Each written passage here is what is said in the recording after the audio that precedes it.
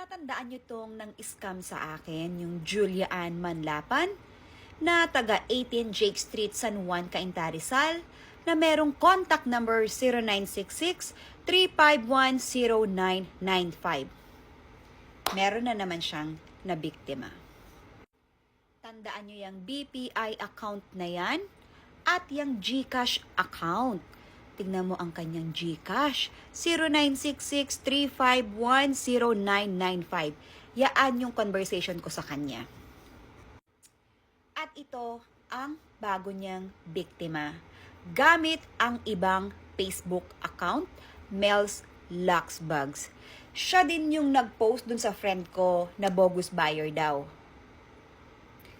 At ito ang kanyang GCash. So, sinendan siya ng 6,000 pesos. And tingnan nyo ang kanyang GCash. At take note, nag-exceed na daw ang kanyang daily limit sa BPI. Mukhang marami ka na namang na-scam day. Nako, hindi ka talaga titigil, ano? Ang dami mong Facebook account, pero iisang bank account, iisang BPI account, at isang GCash account lang ang ginagamit mo with different Facebook account. Hindi ka talaga titigil, day. Panigurado yan, hindi ka titigil. Kasi hanggang ngayon may napapaniwala ka pa rin legit kang seller.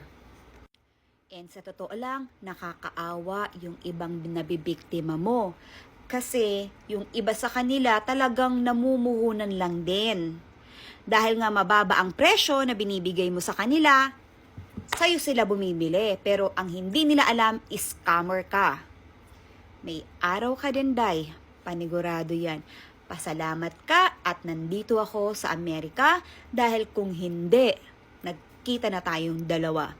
So again, please share itong post ko kung makikita nyo man sa FYP nyo. Baka kasi isa kayo sa mabiktima nito.